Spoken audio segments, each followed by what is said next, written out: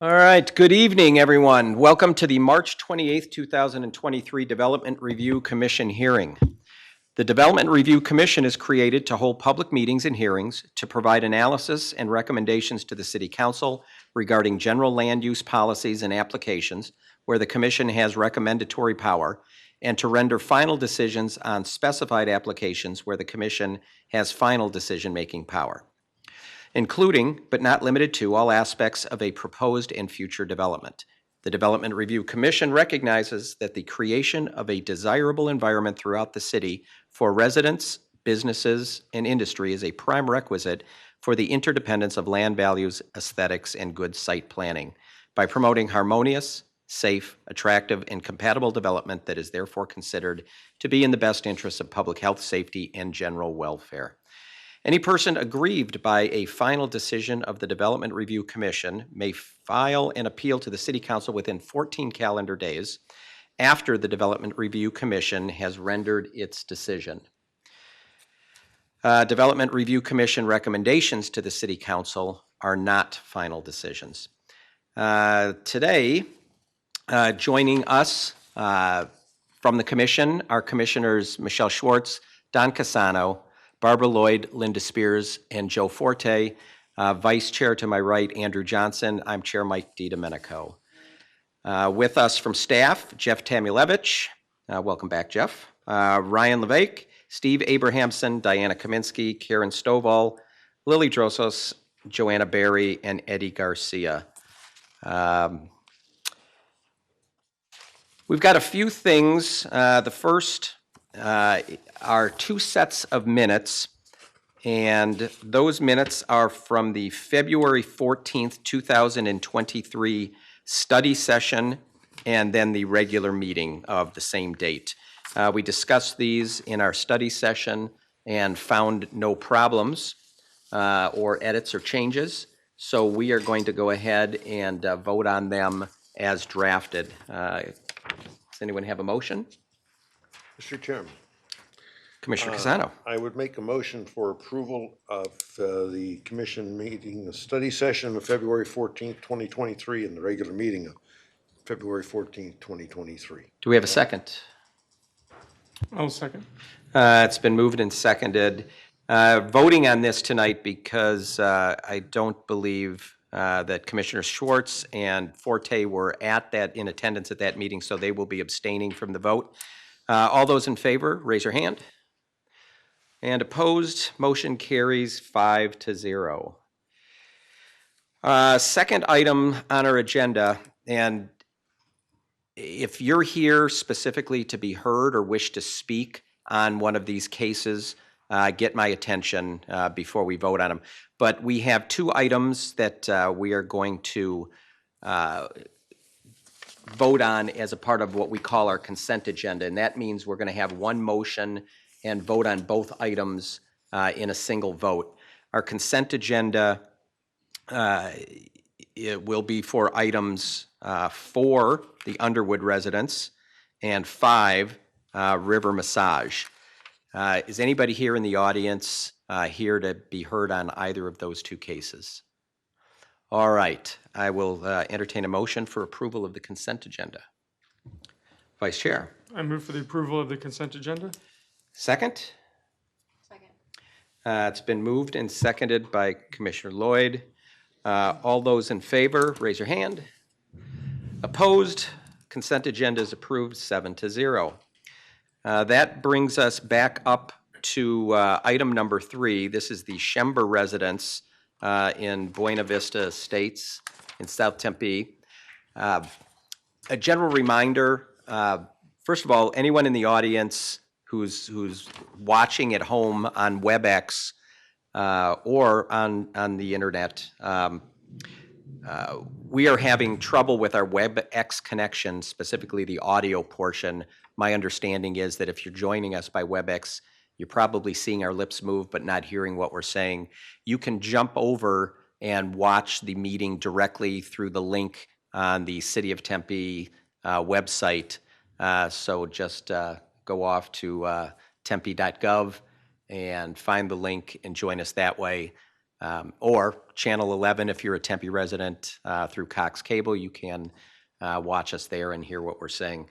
If you're here in the audience and wish to be heard on any of the cases we're hearing tonight, go to the back, find one of these white cards. If you're the applicant, you don't need to do this, but if you're a member of the community and wish to be heard, fill one of these out and bring it up to Joanna here so that we make sure not to miss you while we're going through these cases. All right, item number 3, the Schember residence. I would ask the applicant to come up and give us a presentation.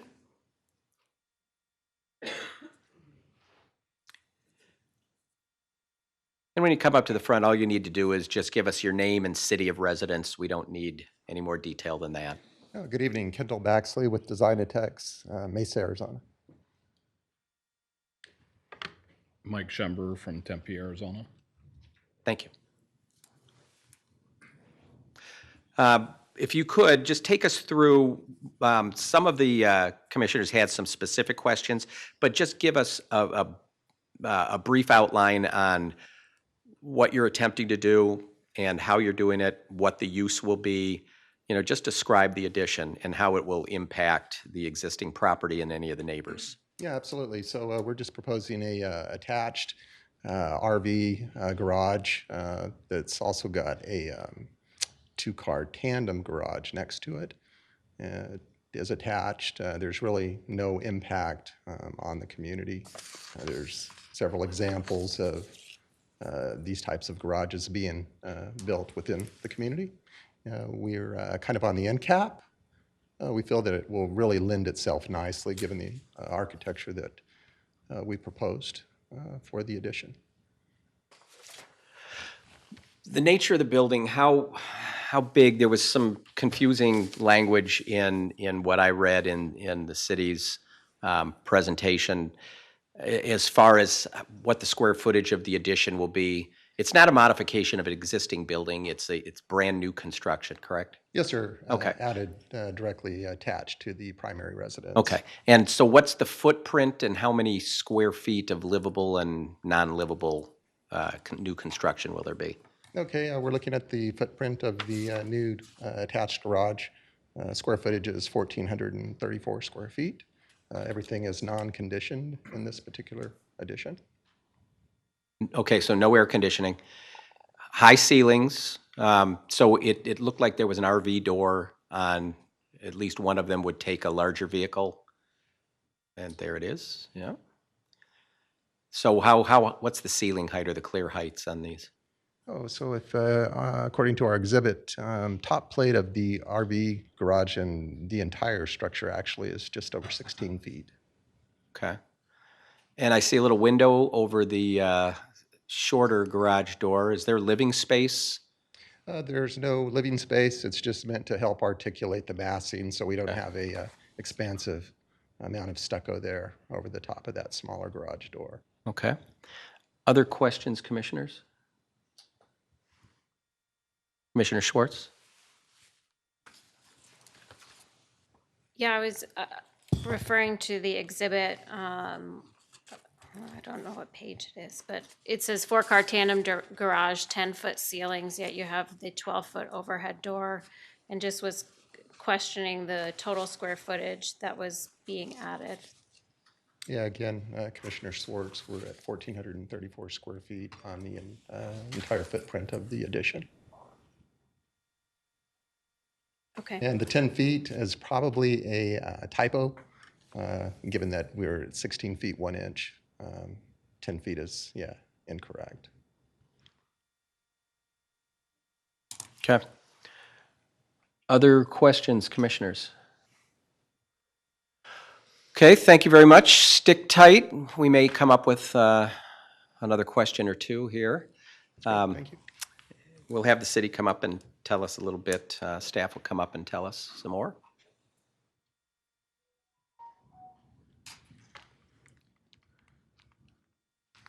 Good evening, Chairman and members of the Commission. My name is Lily Drosos, planner with the City of Tempe in the Community Development Department. The Schember residence is located on the east side of Rural Road and north of Warner Road on Lot 23 of the Buena Vista Ranchos subdivision. The applicant is seeking to build a 1,434 square foot four-car tandem garage that would be attached to the home. The design requires a 20% reduction in the rear yard setback from 35 feet to 28 feet.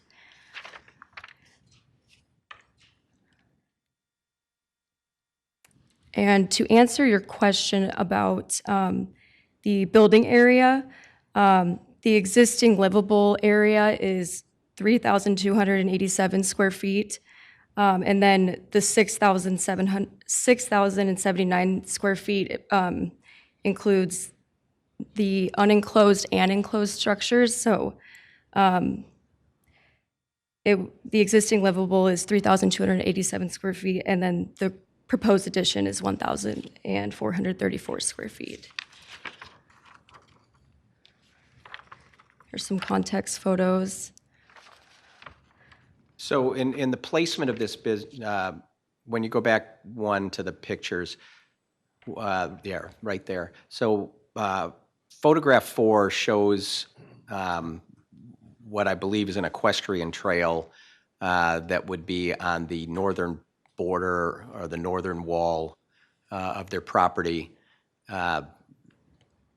This entrance that they're showing and the entrance to the new structure would be off of Terrace, but how does the city calculate the side or the required setback? Is it from the center of, do we treat the equestrian area like an alley?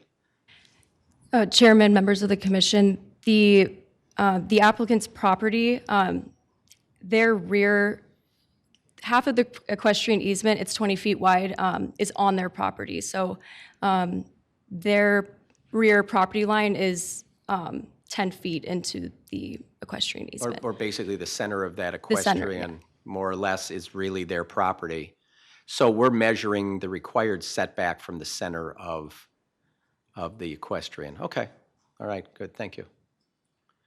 Other questions, Commissioner? Thank you. Thank you. Anyone from the public wish to be heard? Seeing none, we'll close public comments. Commissioners, any other questions for the applicant? Does the applicant have any additional things you'd like to share with us before we go to motions?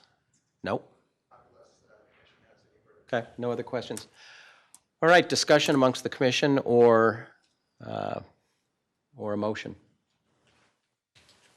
Mr. Chairman, no discussion. I'd make a motion for approval of PL 220260.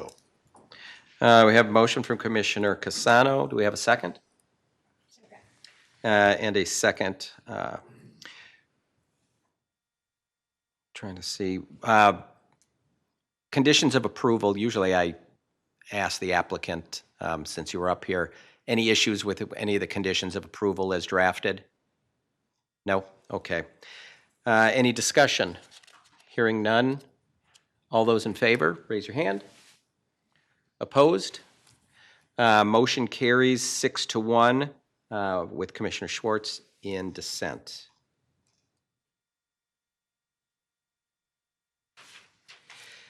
All right, that brings us to, thank you very much. That brings us to item number 7.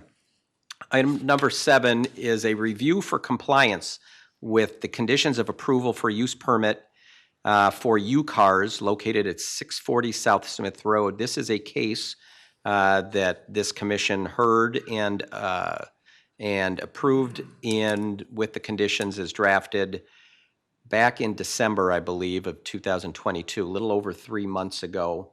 And one of the conditions was to have the applicant come back to this body after 3 months to give us a chance to review whether or not they complied with some of those conditions. And several of those conditions had to do with traffic and parking in and around the site, in particular along the public thoroughfare Smith Road. So at this point, I would ask the applicant to come forward. And if you could, just name and city of residence or city of business.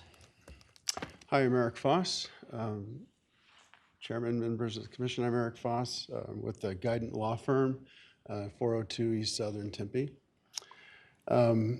First, I really want to thank you guys and the Commission, the staff, even the neighbors. I know there's some neighbors here for the patience that you've shown in allowing us to kind of work through the logistics of compliance. We started off with a really challenging dilemma with this business that has clearly outgrew their space. And I want to thank everybody for giving us some time to work through. And I want to go through and kind of recap the diligence that we've been with which we've been working through this. I got a call on October 12th. Which is the day the violation was issued, asking for some help from UCARS. And so I took him on as a client, and I worked with OB Kingsby or Kingsley, I can't remember, but I worked with OB. And by November 5th, we had a full application in for the use permit. So just a few weeks later. And then we were here December 13th of 2022, at which time you approved the permit. By January 5th, and at the hearing, we had already started leasing additional storage lots to try to solve the problem. Mako was one of the properties we leased. By January 5th, a few weeks later, we leased another lot that was 80 cars, and that's really when the worst of it was over. I acknowledge that on the worst day, up into the hearing, there was actually 106 cars in the neighborhood, which is just way too many. But with the Mako lot and the other additional lot, those numbers dropped down to 20s, regularly in the 20s. Occasionally they would go back up as haulers came in and delivered new cars to the market. But the worst of it was over. We met with Marvin and Drew, Marvin White and Drew Yoakum on the 31st. We weren't fully in compliance by then, so a violation was issued. They had to pay a fine. And we explained to them at the time that we had a letter of intent out on a new property. So we gave them a copy of that. And so that's the end of January. We had a lease signed by March 3rd. So as you can see, I mean, we're regularly working through this as diligently as possible. That lease that was signed on March 3rd has a commencement date of April 1st. There's an existing tenant there that needs to exit, and so they're exiting as quickly as they can. We actually started. They cleared most of the lot, and UCAR started moving cars over to the new property on Saturday. And so it'll probably be by the end of next week where all the cars will be out of the Smith neighborhood. So during April, they take possession of the building and the new property next week. It'll take about 30 days to fixturize the new property with the maintenance, compressors, all the things that they need to run their business. So during April, what the neighbors will see in the neighborhood is employee cars, because they'll still be operating the business there, and they're still having a hard time containing everything on the property. Part of the reason is because of the changes that they had to make in their business to manage all the vehicles. They had to hire additional personnel. So they went from about 10 to 12 employees to 20. So there's actually more employee cars in the neighborhood right now. Those will start, diminishing as some of these employees will get laid off as the way the business function changes. But during April, there'll be cars on the street, but there'll be employee cars. And then at the end of April, 1st of May, when they can actually move their entire operation to the new properties, that's when the streets should be pretty clear. Where's the new facility going to be located? The new lease? You know, given the vandalism and, you know, issues that we've had to deal with, tire slashing and stuff, I'd rather not disclose that if you don't How mind. far walking distance from this location? It's in a different city. Oh, a different city. Yeah, it's in a different city. So what's the intention for the existing site? Will that be closed down? No, the lease on that property, I think, runs through September maybe of next year, 24. I'm sorry, I might be confusing that with Texas. It's 24, 25. They're about halfway, a little more through the lease. But that's a repair shop. So the purpose of that will just be a repair shop. So there'll be no late night car drop off? People will drop their car off at the new location and it'll have to be brought here for repairs? Right. Here meaning the Smith? Here meaning the Smith.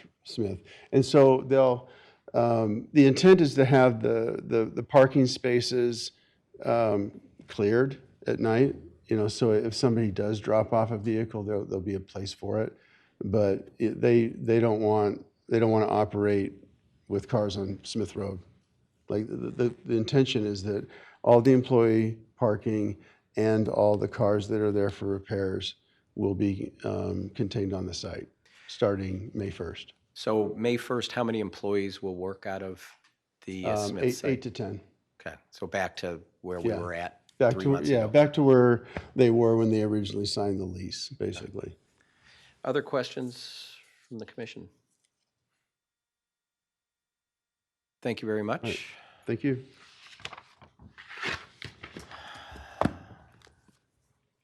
Lily, you want to come back and tell us some more? Thank you. Chairman, members of the commission. UCARS is located at 640 South Smith Road on the north side of University Drive, west of Smith Road, or west side of Smith Road and south of 5th Street. On December 13th, 2022, at the Development Review Commission meeting, the UCARS was granted approval of a use permit to allow vehicle rentals within the general industrial district. The conditions of approval stipulated that the applicant returns this evening to review compliance with the conditions of approval. The other non-standard conditions of approval are that vehicles generated from the businesses shall be kept on site in parking areas or other designated storage lots at all times, and in compliance with the Zoning and Development Code, Section 4-702C, all front yard landscape areas and driveway entrances shall remain clear of any vehicle parking. Since the December 13th hearing, city staff has received regular email updates from adjacent business owners expressing concerns with UCARS violating the conditions number 4 and 5 and provided photos in these communications. The police department has reported 25 calls from complainants, and the Code Compliance Division has conducted 10 inspections on site since December 13th and received 1 complaint from the public. Since UCARS is in violation of conditions number 4 and 5, their code violation remains open, and they were issued a citation on January 31st. Once there were site visits after this citation was issued and observed repeated violations. The Engineering and Transportation Department distributed a hybrid door-to-door and online petition to properties and businesses on Smith Road from 3rd Street to University Drive and on 5th Street from Perry Lane to Rockford Drive to propose the installation of permanent signage prohibiting overnight parking from 7 a.m. to 5 p.m. Monday through Friday. 24 out of the 31 properties, or 77.4%, were in support of this proposal, and the Engineering and Transportation Department will be moving forward with the installation of new signage within the next few weeks. The current design of the Smith Road Streetscape project includes future installation of signage that would prohibit parking along Smith Road at all times. And then staff has no recommendation. However, we do have representatives from the other departments involved if you have any questions for us. The future Smith Road changes would prohibit parking on both the east and west side of Smith, or just one side? I may need to call Tyler Carr from the Engineering and Transportation Department to answer.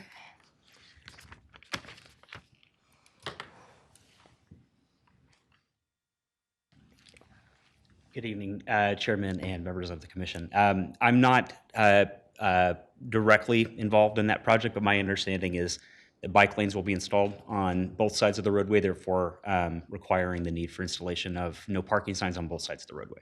Okay, thank you. Commissioners, other questions for staff? Thank you. Oh, you do? Sorry. For the petition, what percentage is required to pass the parking, the signage? Should have asked that. Should have asked that sooner. I'm sorry, can you repeat your question? Yeah, what percentage, for the petition for street signage, what is the percentage that's required of the adjacent businesses to be in support of that? Chairman and members of the commission, it's 75% in order to pass, so just over the margin. Okay, thank you. Of course. Thank you. Other questions? Or are you guys going to wait till he gets back to his seat? Thank you. All right, that'll do it. He was wise to us. He saw that. All right. I have one comment card from the public. Again, if you also would like to be heard, fill one of these out real quickly so we don't miss you right after this. Terry Natty? Terry, come on down. Just name and city of residence for the record. Good evening, all. My name is Terry Natty. I live in Gilbert, but I own a business in Tempe. I'm here both as a representative of the community that uses roadways and as a representative of Tempe Crane. When I was a new driver, I received my first ticket for turning right on red against signage coming off the 60 near Fiesta Mall. Didn't see the sign, and I told the officer that. And that's the day I learned that not knowing the law does not excuse you from it. UCars has been operating in their current location on Smith for at least a year in 2 different capacities. It took the neighborhood complaining about excessive parking on the roadway to bring to your attention that they had been operating a rental company in addition to the repair company out of that location, essentially illegally. But before the neighborhood requested the assistance of the city, members of the neighborhood went to UCars to ask them to minimize their exposure on the road due to safety and nuisance factors. It has been painfully obvious that UCars does not care about their impact to the surrounding neighborhood. Then officers came and started marking tires and ticketing vehicles. Apparently UCars doesn't care about additional fines. I assume that they're paying them, but I don't know that. Then the temporary no parking signage went in, restricting parking times between the hours of 5 a.m. and 7 p.m. And Mr. Tyler Carr was essential in helping us with that. Then you approved their permit with conditions. I started keeping track after January 1st, as they said that they had been working on finding space to park.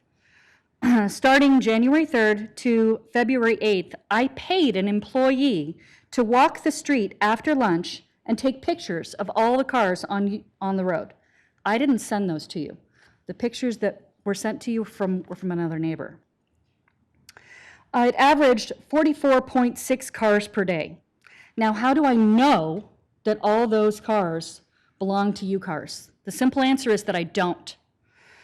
However, when the majority of them are Priuses, Camrys, dusty, or haven't moved in a very long time, it's a pretty safe bet who they belong to. I personally started taking pictures and counting cars on one side of the road on my way into and from work starting March 21st. That's last week, Tuesday. Counting one side of the road only as I was driving, the average number of cars fitting the description above was as high as 21 on one side of the road and as low as 9. 9, that's great, right? Well, I equate that to how many of you have kids, right? You have kids? Your room must be clean by the time I get home. Am I out of time?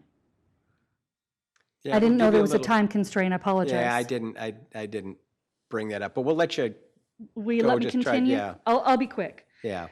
So in this situation, lessening the number of cars on the roadway is a little too late. By the way, I didn't count cars that enter in their driveways. Personally, I've not been in the area at night, but I do have a night mechanic that says that there are continual cars on the roadway. Cars aren't just a nuisance. The abundance of cars on Smith is a safety issue as well. I know of at least 2 instances where a collision has occurred between someone traveling on Smith and a U-Car's vehicle moving without looking or seeing the oncoming car. The equipment that I have is big, it's heavy, and it's steel. It weighs 80,000 pounds or more. Okay, you think that a Prius is gonna hold up against 80,000 pounds, even traveling at 25 miles an hour? That math does not compute. And if that happens, someone's gonna get seriously injured, possibly killed, and I don't want that on the conscience of one of my drivers. There's tractor trailers continually for Kelly Paper and Mapei. Those are 2 businesses that flank U-Cars on either side of the road. It's only a matter of time. It's clear to me that U-Cars has a complete disregard for their neighbors, this community, this city, and this board. They know the law, they know the rules, they continually break them. U-Cars has proven over and over again that they are incapable of following the rules that you imparted when you approved their permit. U-Cars should be required to relocate their facility, which I am glad to hear that they are. I advocate that you revoke the use permit that was issued. And in the event that you choose not to revoke that, I advocate that at a minimum, you recommend that they or amend the conditions so that they have to mark all of their vehicles, preferably on the left rear quarter panel, so that everybody knows what vehicles that are on the road are theirs. I appreciate your time. I've got notes. We'll have a couple of questions for you, I'm sure, here, so Okay. hold right there. Thank you. So in light of what you've heard from the applicant today about their future plans that are going to happen over the course of time during the month of April and by May 1st, what are you asking of the city, the commission, to do? What kind of relief are you asking for specifically? Like I said, I would advocate that they be required to badge their vehicles. During the last meeting in December, they said that they sell their vehicles to their employees, so some of the Priuses on the road belong to employees. Well, that's all fine and good, but we don't know whose are theirs as far as the rental and who are theirs as far as employees. And how would that would help in what way? It would help officers in expeditiously removing the violating vehicles. So rather than people guessing whether it's an employee from another neighboring business or it is a theirs. rental vehicle from U-Cars, they would know because it's tagged. Badged properly, yes. Like Enterprise would have a little sticker in a window and you would know. Exactly. Okay, I follow you. And,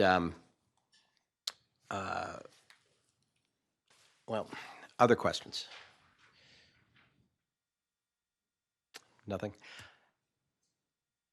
The solution, if the applicant follows through over the course of the next 30 days to completely have all cars, other than cars that are brought behind the fence to be repaired, if they're no longer doing the leasing activity, do you feel as though that is going to be to satisfy the need for increased safety and reduced parking?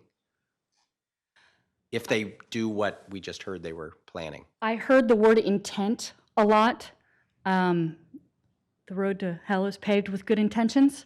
And forgive me if I don't trust the word of a lawyer, nor do I trust the word of somebody who's like, yeah, you're fine. I'm going to ignore everything that you've said and everything that you've asked until I'm pressured to do so.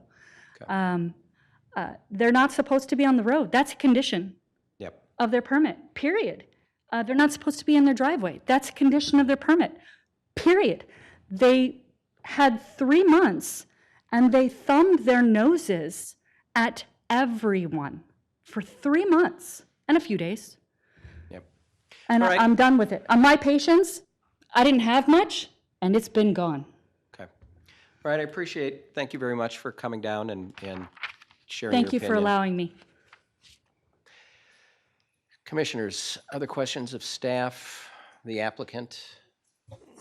Well, what is our course of action tonight? We're rather limited as what we can do. My understanding. True. My goal would be for us to have a discussion about how we feel about what we've heard, the 3 months of history post approval back on December 13th, and then we can make a recommendation to staff, but we have no ability as a commission to revoke a use permit. We aren't the enforcement body. We're the judicial body that gives the thumbs up or the thumbs down and sets the conditions. At this point, it would be a different department within the city that would enforce compliance with the use permit. But the reason for coming back is to test whether or not there is compliance or has been compliance. And if not, we can certainly pass on our opinion, but it would be staff that would carry that message forward to code compliance or wherever that would go. So, Ryan, is that the gist of it? Chair DiDomenico, you are correct. Certainly, also evaluating the conditions of approval that are set forth, and if there needs to be any modification, the commission can consider that as well. That's a good point. If we feel that some of the conditions of approval either were lacking or weren't clear, or we want to add something, we can also vote on that. Commissioner Lloyd. So my initial thought is, thank you, and my initial thought is it does seem that the applicant is taking reasonable steps in terms of the letter of intent, signing the lease, waiting for a tenant to relocate. I'm wondering if it's reasonable to add another 90 days. I don't want to prolong it for the neighborhood. However, I think we would need, the 30 days to get them to relocate, 30 to 60 days potentially, and then a review period to see how they are behaving before we can actually revisit if anything has actually changed. So that's kind of where my head is at on it. Other commission comments? Vice Chair?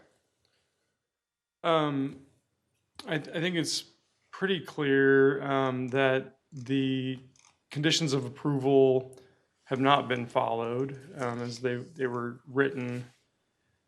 So any changes to that, I don't know how much that would help. It doesn't seem like there's any real consequences that have changed behavior. I drive by this street twice a week usually, at least, and I always see those cars.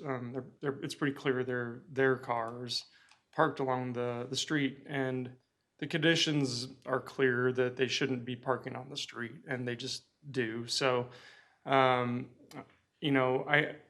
don't know what those teeth are that would change behavior, and there were promises made before that they would clean up this behavior, and now it's promised again. So I just don't know that I really trust that.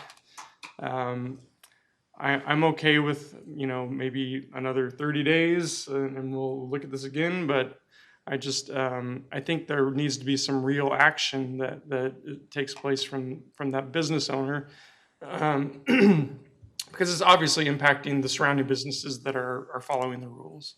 So those are my thoughts. Yes. Commissioner Spears. I agree with Commissioner Lloyd. I don't think 30 days is enough because obviously he's already said that the actions that need to be taken, but I think 60 to 90 days, we need to see the applicant back again and make sure that they're doing what they say they're going to do.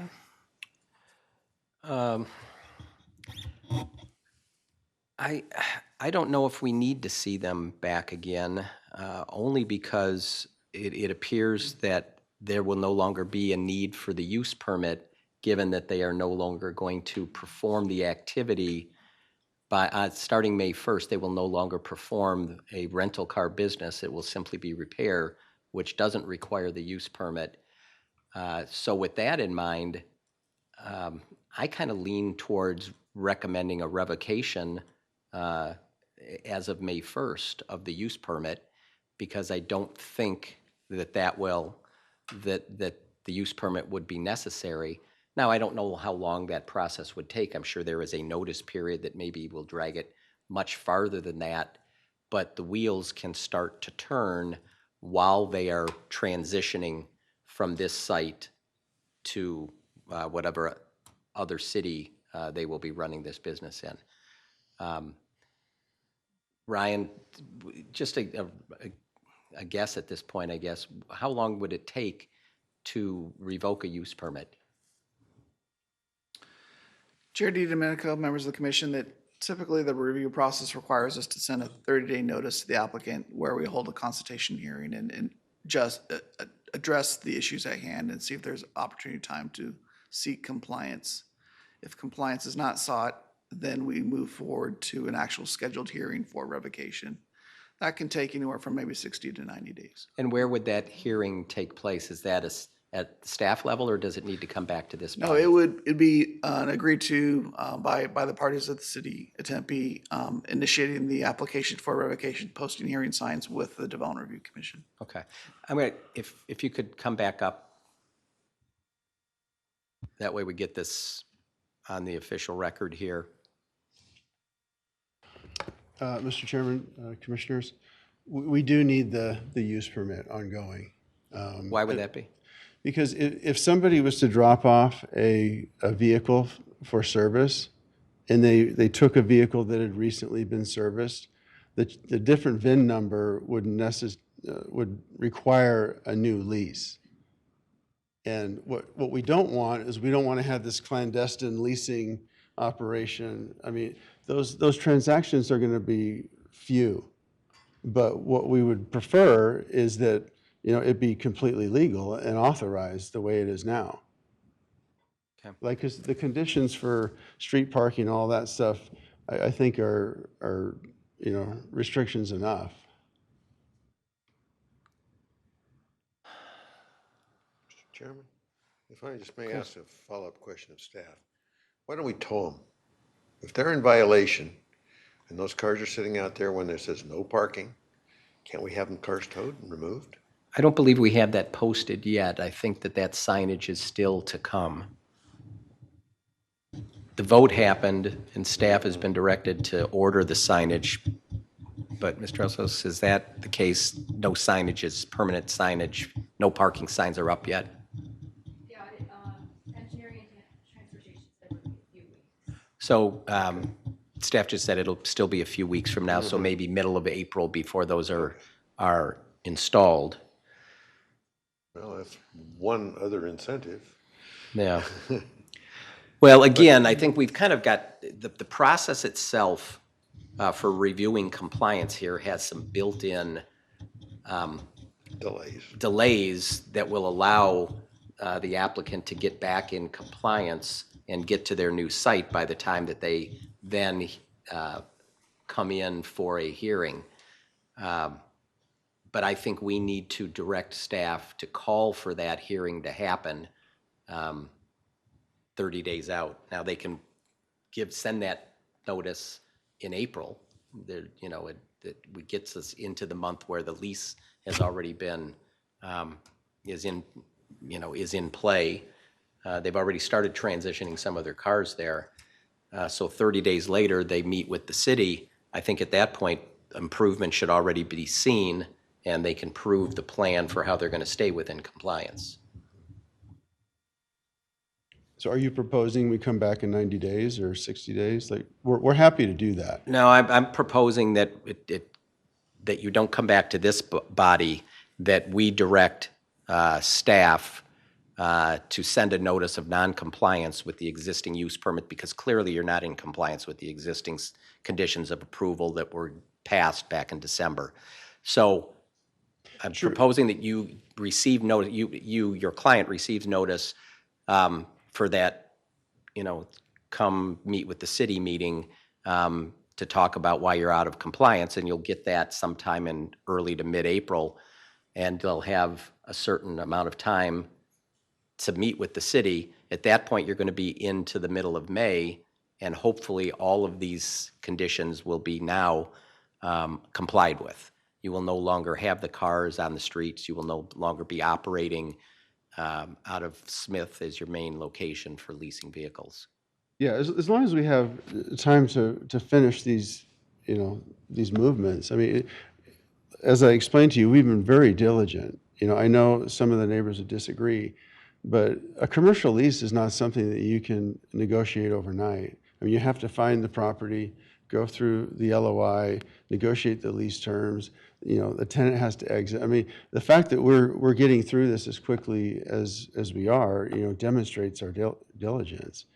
And I'd also like to clear up a mischaracterization that we don't care. Like that's totally unfair. I appreciate it, but the reason you're here before us to begin with is because you started, your client, and I keep saying you, and I know it's not you, your client started operating this business without the appropriate permit. Right. When they were caught, then they had to come back and apply for the permit, which they were given, but then they ignored the terms that were given to them to comply with. And so the neighboring businesses have been suffering and had to put up with their noncompliance since the middle of December, or since way back before that. Yeah, since before that. But so I know your client is trying diligently to get a new lease and to do things right, but we're kind of past the time where they should have just, they got the wrist slap, they got their use permit, they should have abided by the conditions of approval, and they didn't. So at this point, we're trying to give them enough time to transition out of it, and you can explain all of that to staff 30 days from now when you have that meeting with them, and you'll be able to show them, here's how we're going to comply in the future. I know we didn't comply last month, but in May and June and July, and for the next 2.5 years while we're here, we're going to be able to, and here's why. You explain that to them, and all is good. okay. Yeah. Yeah, that's fine. That's my opinion. Yeah, if I could just remind everybody, when I was here in December, I laid out the timeline that it would take us to achieve and then eventually maintain compliance, and we're pretty darn close to that. So we've been working on this constantly.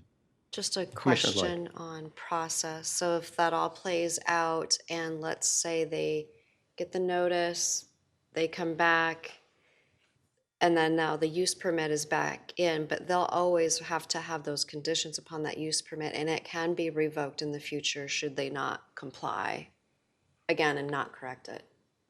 And do they have another correction period, a cure period? Commission Member Lloyd, members of the commission, yes, that's correct. So once we get into that period of consultation and see if we are successful in achieving some of those remedies and compliance with the conditions, then you won't be hearing this item coming back to the commission. If we decide at that point, if there's a need to set a revocation hearing, then the city staff will make that determination. Okay. Thank you very much. I appreciate it. Thank you all. Ryan, we're not changing conditions that were previously approved. We're not really voting. We're just, we're affirming the commission's desire to remand this back to staff for a review of compliance. And if you'd like to affirm that in a vote, that would be acceptable. Okay. Can somebody make a motion that sounds kind of something like that? Commissioner Schwartz, you're a wordsmith. You can do this. Johnson's finger. Okay. I can try something. Okay. I move that staff Be directed. be directed by the commission to review compliance with the conditions of approval on this case. Yeah, directly with the applicant. With the applicant. I heard him say that. Yes. Do we have a second? I will second that, Mr. Chairman. Commissioner Casano has seconded that. Any discussion? Is there an issue? Did we miss something? Yes, please.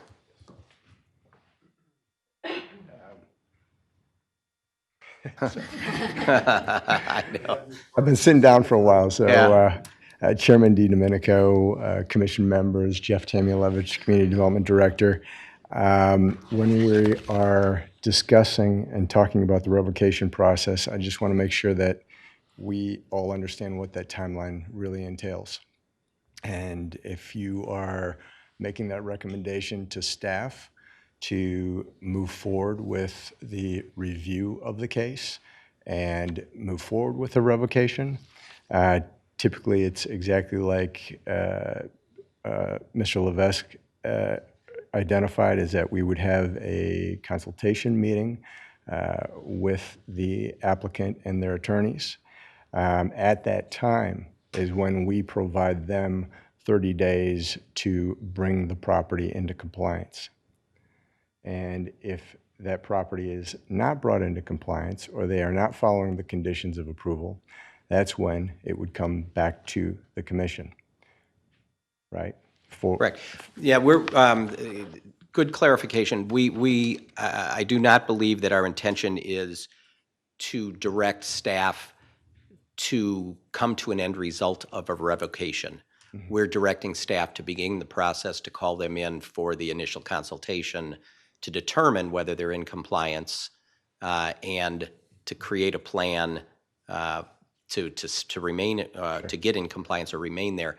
And then whatever happens, happens at that point if they fall out of compliance. Okay. Then it will come back and we'll hear it again.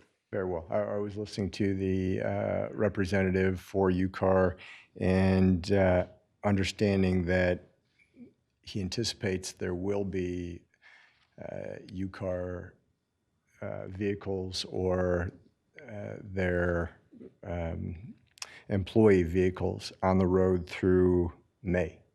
So, which by condition number 4 would be a violation of the code. And so what I'm getting at is I don't see them coming into compliance with the conditions of approval, for that 30 or 60 days. During the month of April. And I may be wrong, but, so I was there today and I was there last week. The applicant has told us that they've already started moving cars off-site to this new leased location. And once they've got full access to it in April, the storage lot part of it, maybe not the repair side, I'm assuming that more and more of those vehicles can go there, employees will go there, and within 2 weeks or so, they'll be down to their 10 employees, and those cars hopefully have room to park off-street. And they certainly better, because there's, in the next 2 weeks, Mr. Rosas has just told us there's going to be no parking signs on Smith. Yeah. And at that point, if those cars are there, they're going to get towed. Yeah, that's another thing. Yeah, so You're 2 weeks absolutely from now, we may have towing enforcement to help mitigate the issue in front of that business, as well as other businesses there. So that's, April's going to be a big month to. Sure, sure. No, I appreciate it. I think you all understood perfectly. My apologies for wasting your time here. Thank you. Not a way.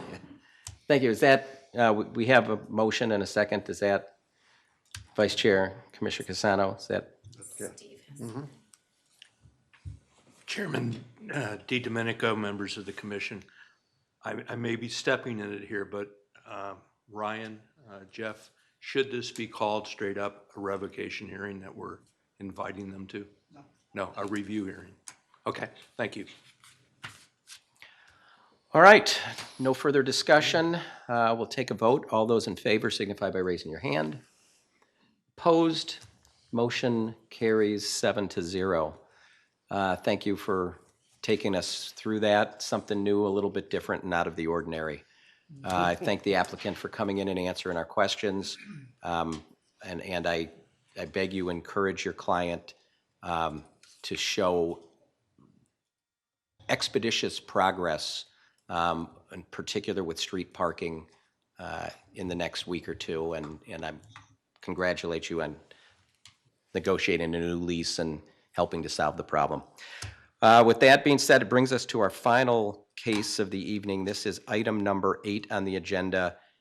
This is for 16 East University Drive, and I have no cards before me for this particular case, so anyone who wishes to be heard on this, fill one of those out and bring it up. Ms. Sender, team, come on up.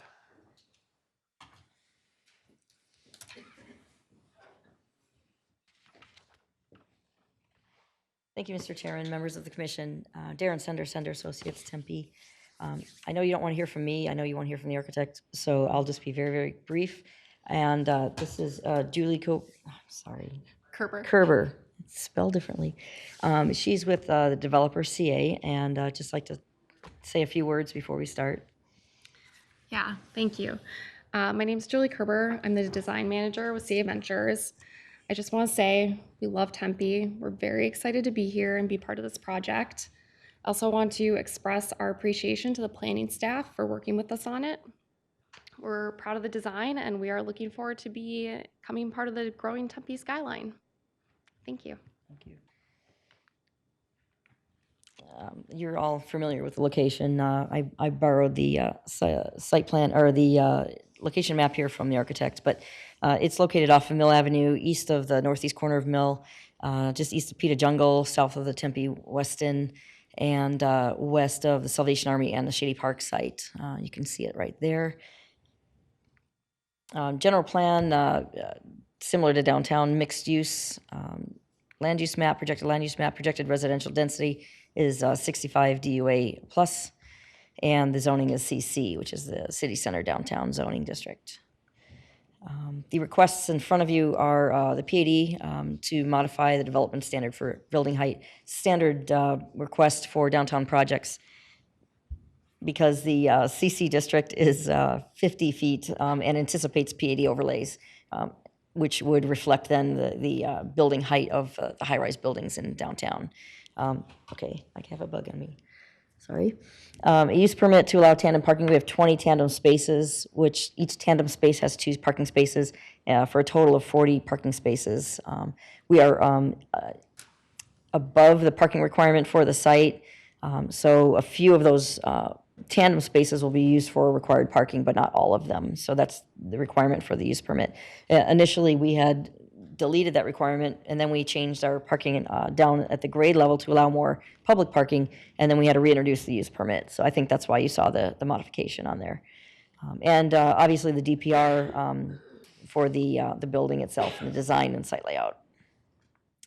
We've got a couple of questions on the conditions of approval, but I think I clarified most of them with Karen already, so I can go through those at the end if we do have some questions still.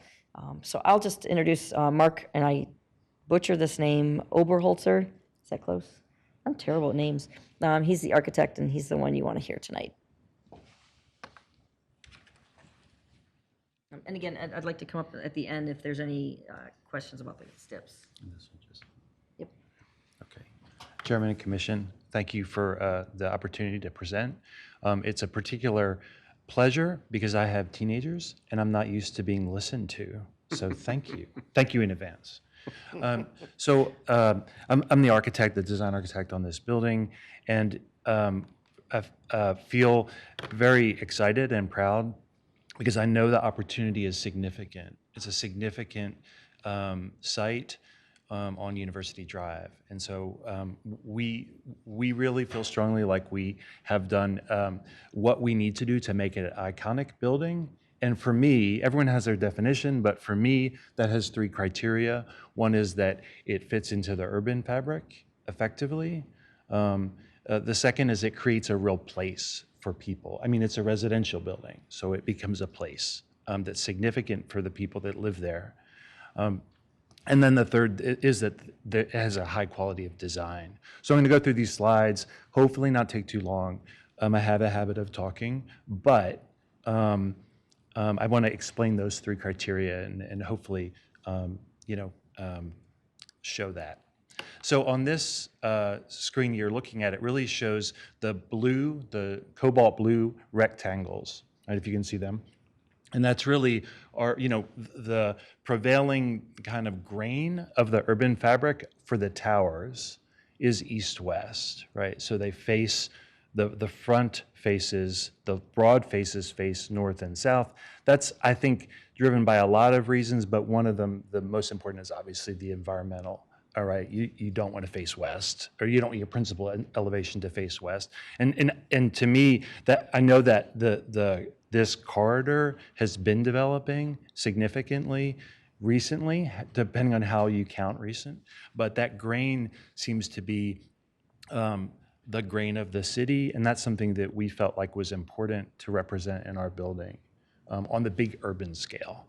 And then that cyan kind of street frontage there, I think, was the other, from the urban perspective, another important challenge, because the streetscape really thins down because of the turn lane onto Mill. And so we really wanted to address that. I mean, that's not unusual, but it's important, I think, in this case, given the location of where it is. So a lot of our thinking at the ground level had to do with how does that pedestrian streetscape and experience transition around that from kind of fatter to a little bit thinner. And just on that point, what you're looking at is a sort of diagram that shows the transition right at the moment between the property line, the east property line, and going west, and how the pedestrian movement works. And what? No, that's okay. So it's working hard. It's working. Yeah. If I see you start to run, I'm running right after.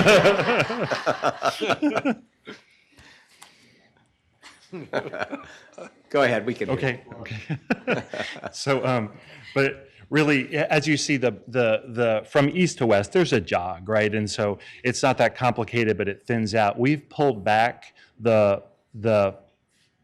first 2 floors of the building, in other words, the lobby and the retail, so that we have the street trees and plenty of room for them. We've got a landscape buffer, and that there's a kind of, it's going to feel natural as you walk through there. It's not going to feel like, oh, I reached the end of the streetscape, because I think it's important, and it will be important, to get that all the way out to Mill.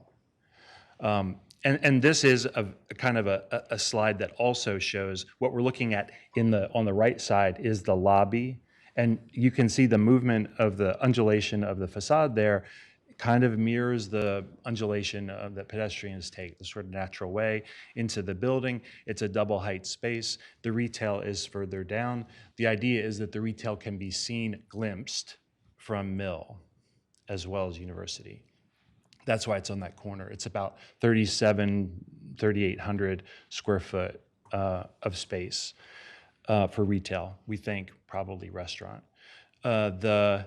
The other thing that you can see in this image is really that kind of bluish soffit, which is very deep. It's about 10 feet deep with lighting in it. And that is, again, a sort of shaded with the, in combination with the tree canopy, a kind of shaded environment for the pedestrians. And I hope I'm not making too much of a big deal of this, but we really spent a lot of time thinking about that, because I think, well, I know it's important to the city, but also it's important to us that this building, the first look and touch and feel, is really pedestrian friendly in every possible way. Here's a view from the west side, and we have, as you can see, turned the glazing on the retail, again, to continue that sort of urban feeling, even though it's an alley. And I think that's one of the things that, one of the very good things that planning has recommended, that really the alley experience is designed all the way around, to the extent it can be. We've got our trash and utilities, of course, on the north side of the alley. But that whole space has been designed pretty carefully within the realm of what we can do. And then this is really a slide that shows a kind of combination of things. One is the way in which we mask the building. Again, running the broad length of the building along University, basically running it east-west, minimizing the east and west exposures, but also connecting with that urban grain. And the other thing, and this is more perhaps in the bottom left, is the sort of stacking of landscape. And I think that it's an urban building, obviously contemporary urban building, but in our minds, it should, because of what Tempe is, so connected to nature, right, in many ways, is take the urban building and overlay a kind of experience of nature. So literally, yeah, of course, the streetscape, there's a kind of step back above the, at the podium level that has landscape across the front. There are two inner courtyards that are landscaped, and then the rooftop as well. And I'm not saying that's very different from many other buildings, but it's really how we were thinking about the building, that it's sort of a stack of these really indoor-outdoor spaces for the residents. And the idea of the stack was really something that drove the massing of the building, and you can see that sort of in the upper right and the result in the lower right, where we took the really very strong structural move of kind of combining the floors into blocks and shifting the blocks, really to get this very horizontal expression. And there's a lot of ways to design towers, a lot of successful ways. A lot of them emphasize the vertical. We really felt like emphasizing the horizontal was a good move here on a couple of fronts. One, to emphasize that urban fabric, to connect more with the pedestrians, but also, honestly, to contrast with the existing buildings that are around there. Because we think this is a very different expression and felt like it added to the city. Now, the other thing that stacking does, we think, is it camouflages the parking, right? Because the parking is the lowest one of those blocks, and we have tried to treat that as much like a residential block as we could. Because, again, there's many ways to design high-rises.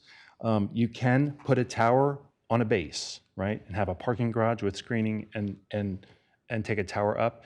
There's plenty of good examples of that, but we really felt like this, particularly because what university is now turning into is a lot of buildings facing each other, that it was pretty important to not have that parking garage base, right? Even screened or not.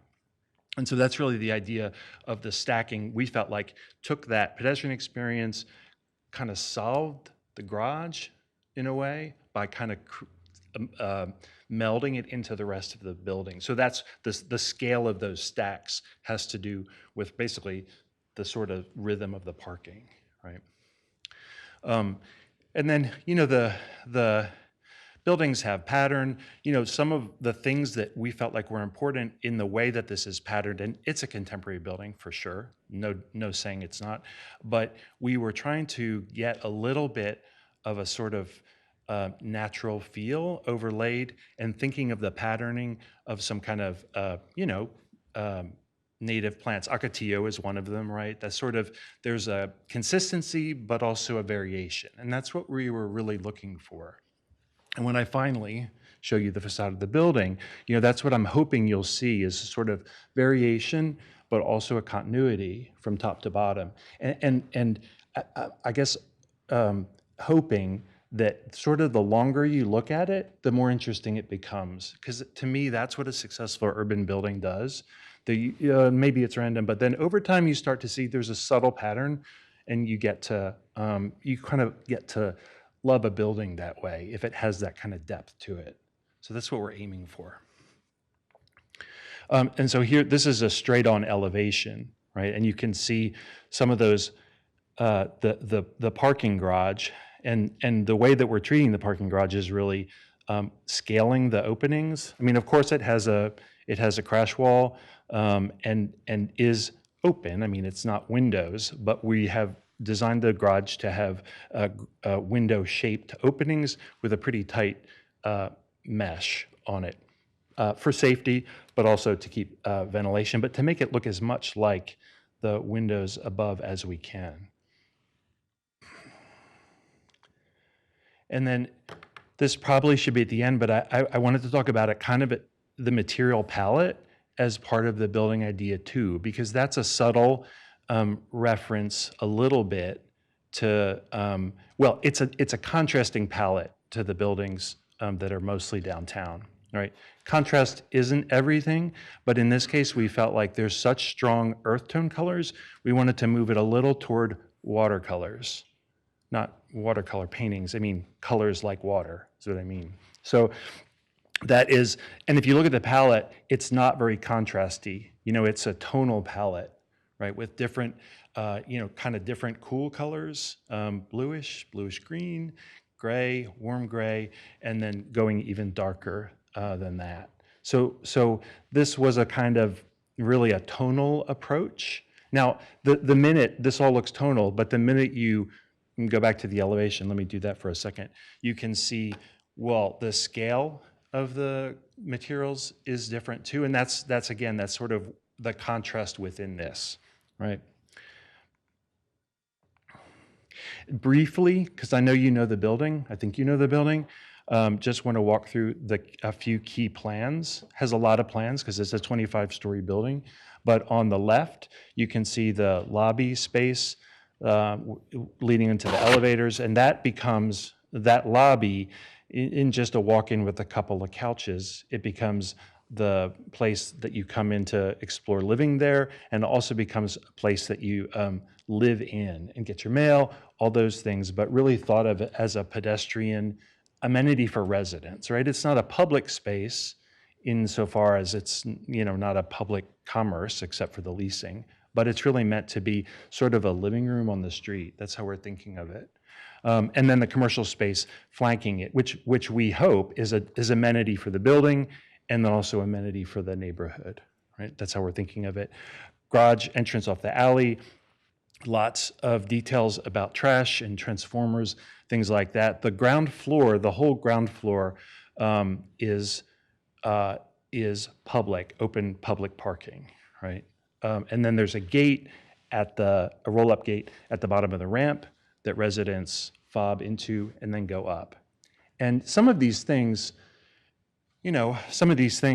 Ryan is looking down at his notes, but, we've worked a lot with planning, and some of these things have come through planning. We feel like it's been a great positive experience because we've heard more of what the city wants and been able to adjust our building, and parking was one of them, right? So making that a public, open to the public parking experience on the ground floor was one of those. Up above, we have, this is a typical parking level, bike storage, and the idea, of course, is that you have a sort of, does this thing point? No, doesn't point. That you have a kind of lobby experience at the garage as a sort of, that draws you to it. So whenever you're in the garage, you can kind of tell where the circulation goes and the elevator is, with a sort of indoor, kind of a upgraded lobby experience in the garage. Above, on the left, you're seeing the public spaces on the podium level, which is basically a fitness center facing west, an outdoor courtyard facing west, and then what we're thinking of as a sort of co-working space with an outdoor terrace facing east, right? And that really, I think, comes from the idea that people really are looking to, there's a certain amount of people that rent apartments that want to work there. And this lets that community build. And by work, I mean work. I think it's what my 22-year-old says he's doing. That's that kind of work, whatever that is. That's what you do in the co-working. But that is an important thing in new buildings, post-pandemic. And then on the right, you're looking at a typical residential floor plan. Again, that sort of typical H or I shape, however you're going to think about it, but we're thinking about it as the north and the south blocks are really prominent in the urban landscape, and then the inner courtyards have a contrasting facade color that really makes them a sort of secondary element. And then the top floor has that third, maybe the most important kind of community room right in the center. That's the club room. And I know it's just a box right now. We're starting interior design, but it's going to have, it's a significant amount of square footage, and it's going to have a lot of community amenities. And then giving onto a pool deck with appropriate shading, and not shading, just depending on your preference. And then a sort of landscape border, and of course, a high glass wall.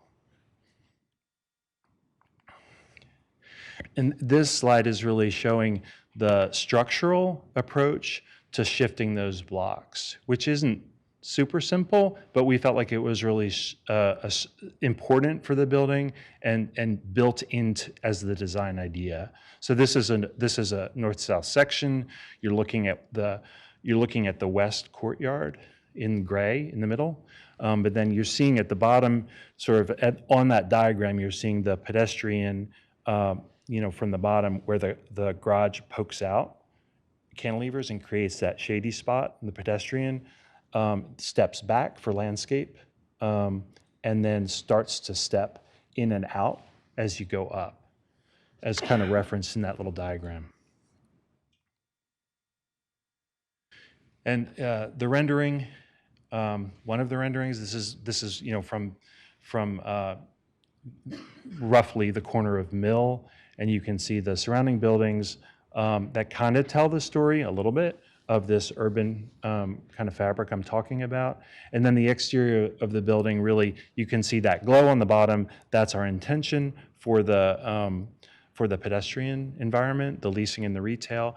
Above that, you can see the garage, which is completely clad in metal, which was also a change too. I know that the use of materials and EFS on the building it's been an ongoing discussion, and lots of people have strong feelings about that.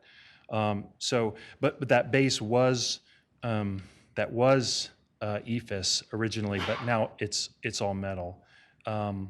But then above that, and we're very, this is one of my things. Everyone has a thing. My thing is the color temperature of garage lighting, because I think it has to be, it has to kind of work with the color temperature of the residential building. So like written into the mechanical engineer's contract is you have to make the lighting in the garage not be super bright white, 5000 K. No, it's got to be residential color. So from the building outside at night, it looks good, really, is the whole point. So as you go up, you can see the stacking of the buildings, the blocks, and each of those, particularly facing University is primarily window wall, meaning floor to ceiling windows, not just punched windows. That helps a lot with kind of getting that slot coming vertically. So again, it's this sort of contrast that I keep talking about. We got this big move of horizontal stacks, but also this sort of vertical knitting together with the window wall, which we're going for. You can see also the view into the west courtyard, which we have, completely, the inner courtyard is all that kind of cool blue-green watercolor, color of water, sorry.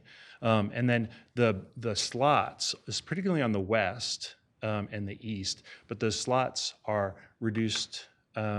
They're the sides of units, so we can reduce the windows to slots, but just so that you're not having your main windows blasted with sun when you don't want it to be in the summer. Here is the view from the east, and I think one of the things about this view, and I mean, I like to learn, and I think our approach at first was, let's treat this like a traditional urban building. So the side of the garage was basically a block wall, like you'd have in New York, something like that. But really working with planning was like, no. That little neighbor is just, because of parcels and everything is not going anywhere, we really need a 360-degree expression of the architecture. And we agree. We agree, and kind of glad. That was part of, I think, the positive of working with the planning staff.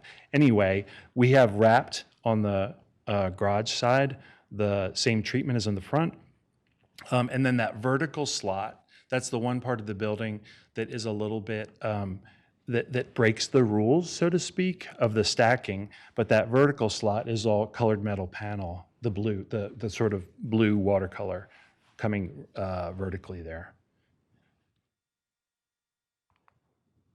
Here's a view that you'll never see unless you have a drone, right? But you can see the community room, which I think is the sort of most important thing that kind of will help build community indoors, right? That's straddling the top and the middle and then giving out to the pool deck. I mean, the pool deck is a kind of, for a multifamily project, it's a given.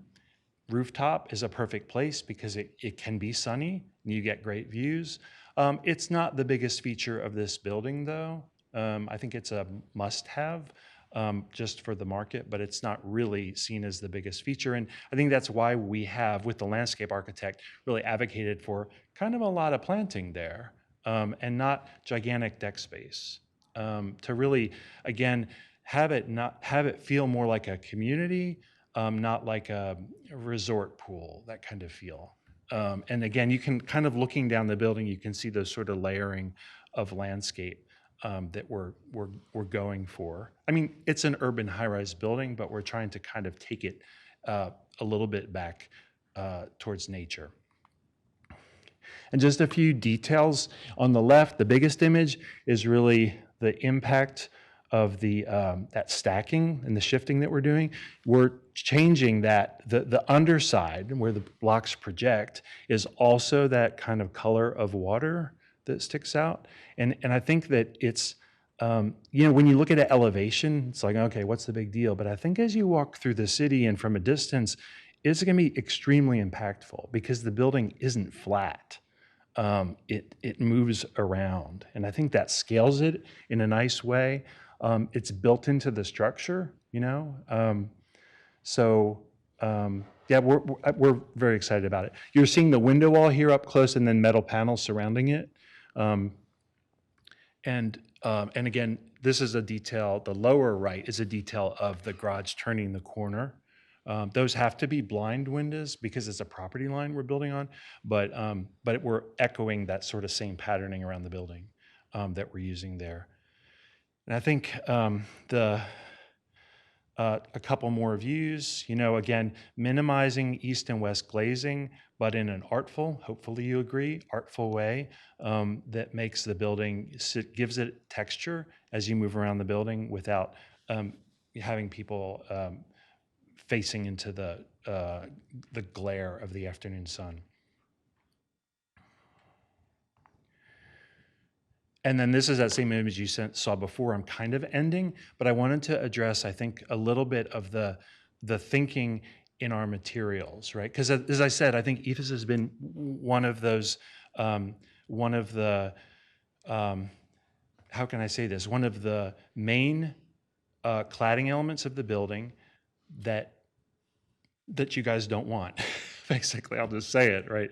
And I think that we have a couple, I think we're coming from a couple directions. One is, of course, what I'm going to say, which is we're in a challenging cost environment, and but just so I have to say that part. So there, I said it, I'm done. But also from a design perspective, I think that what we have done is, in the math department, what we have done is reduce the exterior amount from 68%, I had somebody figure it out, of EFS, to 43%. So again, working with planning and really mostly because the whole garage base turned to metal. And we chose to do that because that's closest to people in the street. And I think the material impact is you get the best impact the closer you are to it. So I would also maybe respectfully challenge that it's difficult to see on the 16th, 17th, 18th floor exactly what that material is. And we would be doing extremely smooth EFS if we did, if this all worked out. I didn't plan to end by talking about EFS, but I did. But that's my presentation. I hope it wasn't too long, but thanks for your attention. I appreciate it. Thank you. Appreciate that. Questions, commissioners? I'll ask you a hard one. Money's no object. What are you going to use instead of EFS? What would you do there? Or if you could minimize the amount of EFS, where would you reduce it beyond the 40-some% that you've taken it down to already? This perspective that you've got up here is the most meaningful to me, because this really is, the top down when you're looking above and looking down in the building. It shows the undulation of the building. It shows, the interplay of the different, stratas. So it's helpful, but that's not how anyone's going to really see the building. But this is, and from this perspective, you see the western elevation. You see the slot windows that are done for thermal gain and good reason. But here's where I see lots of EFS, and I'm used to seeing EFS on 4-story apartment buildings in suburban settings. I'm not used to seeing 25 stories of it. And you see a lot of it here because it's not really broken up so much by the windows or the glazing. What would you have used here if you didn't? Well, that is a hard question. I think if money was no object, it's an object. But if it was no object, I would be using limestone, absolutely, because I think it would be the right material for a way more expensive building, right? Yeah, and it's not feasible, but that's what I would use to answer your question. Okay. Yeah, absolutely. Because I think what I'm going for here is something. I say that with intention, because what I'm going for here is something along the lines of kind of iconic residential buildings from the 30s, right? Not a historic reproduction, but as close as I can get to a modern version of that. That's what I'm going for. Right, and those are all limestone. The good ones are limestone. Okay. Other questions, Commission? Thank you very much. Thank you. Do you have more now, or you want? I do. I just want to talk about the conditions really quickly. Yeah. Sorry. Yes. She was just about to. Money was no object, I think is what Chairman said. Let me see here. You did. 2 things. Sustainability. I completely forgot to mention this part. You can see on this drawing there's one of the elements of our sustainable portion of the project, which was a really important element to us, was a bioswale on University. So here you can see the curb cutouts on University. That is our bioswale. It goes the length of the site. I don't know how many of you are familiar with the bioswale, but it basically takes water from the runoff and feeds the plants in that area. It's a sustainable way to utilize the runoff in the area. We've got another one in Tempe that we're working on right now on Farmer. It's right now, so we're working through some elements with staff on that to really, they're incentivizing and they want bioswales, but the maintenance agreements are a little bit wonky. So we're working through all that on that project, which should make this a lot smoother and really make it happen a little bit easier. So that's one element. The second element is 1,500 square foot of the roof is solar ready. So that main portion of the roof from the view, again, that you'll never see. You can see the gray portion, the dark gray in the middle towards the north side of the building. That's where the solar ready portion will be, so that will be allowing solar in the future. And then 12 EV stations on the project, which is quite significant amount compared to some projects that are happening out there. So 12 EV charging stations as well. And then I think we possibly have clarified these already with Karen.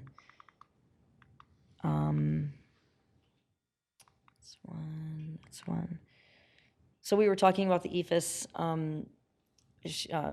First of all, I just want to tell you that working with staff has been incredible. We had a lot of fits and starts in the beginning, a little bit of a difference of internal opinion. That was clarified. We went to staff asking, what do you want? What do you want to see? Here's what we're thinking. Here's what we've got. But what do you want? And we had so many meetings and so many productive meetings. And we didn't really go through each element, but it wasn't just the garage, it was the cladding of the windows, introducing the metal on the windows, on the facades that broke up the ephes. That was right from staff. That helped a lot. That really helped bring in that element of the ocotillos, because before we kind of hinted at the vertical ocotillo feel, but once we did that with the windows and started adding metal panels to the facades, you can actually see kind of that verticality coming in to the horizontal side of the buildings. So that really brought out the design. It really helped a lot move forward with what we were actually intending. So working with staff has been really good. We intend to continue working with staff. I think we've had so many meetings. We're going to try and meet in person. These online meetings, I just hate. I just want to meet in person with people.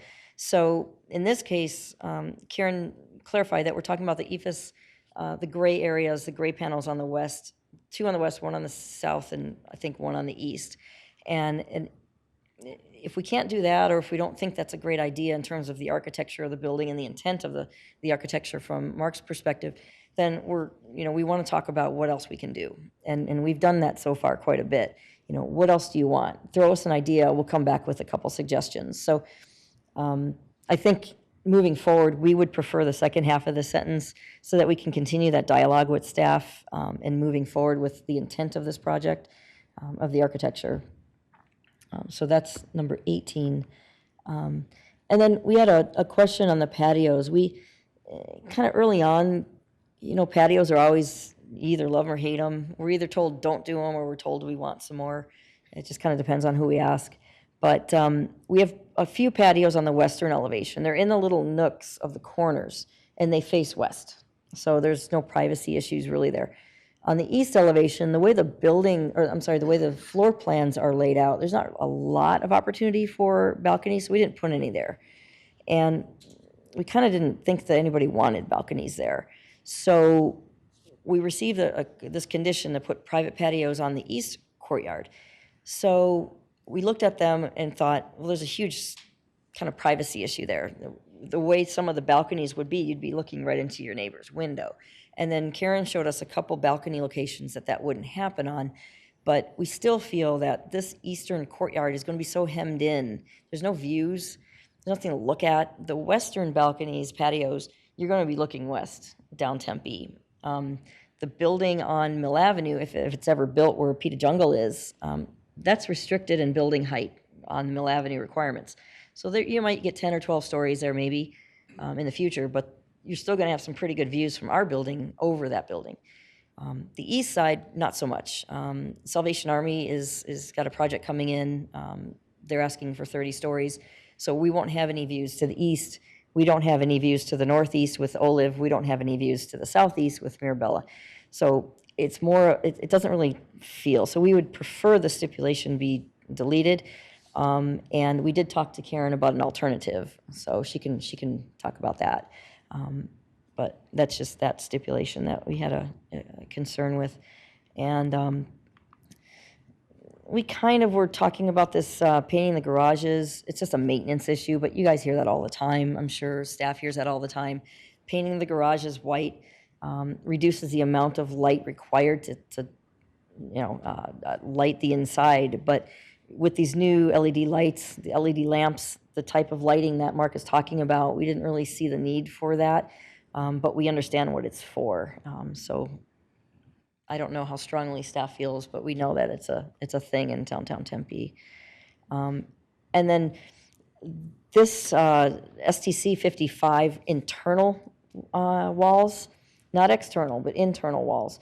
Unfortunately, and for whatever reason, miscommunication occurred. We didn't really receive the 55 STC requirement until later in the game, which was about 2 weeks ago. So on our end, we're pretty far down the design. As you know, the drawing requirements for DPR for this board are pretty much DD. They're design development, which are really close to starting construction drawings. So receiving a 55 STC where the building code is 50, we're a little bit concerned that our ADA clearances are going to be interrupted because you're adding, a quarter inch here, quarter inch, and things start to get small. This bug loves me. So we know that Ryan is very, very adamant about having this, and including adding even more STC on the interior. But we also understand that we're meeting the exterior STC. We love being in downtown. We love Shady Park. We love the vibrancy. We want that. So we are meeting the exterior STCs, so that the sound from the outside won't be coming into the building. The interior walls are not part of that. Interior walls are interior walls. It will be a Class A building, and we are going to meet the 50 STC, which is the building code, but simply because due to miscommunications down the line, we just didn't receive that information in time.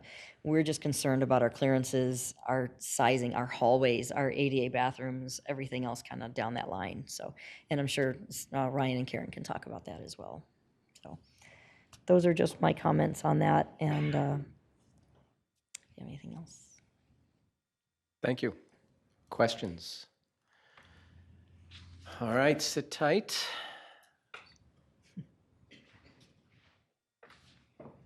Ms. Stovall. Thank you.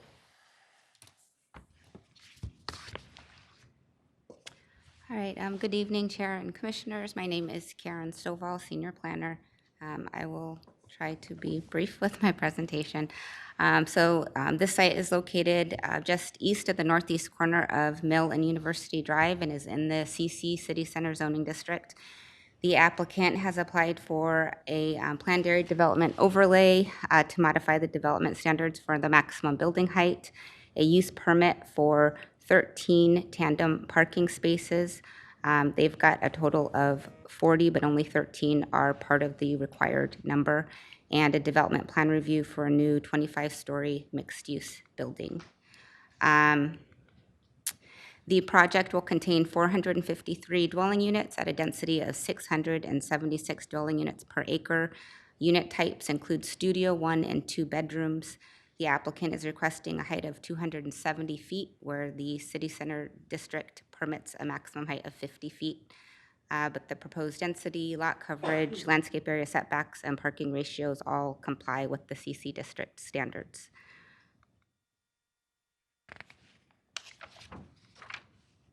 I'm going to skip ahead a bit.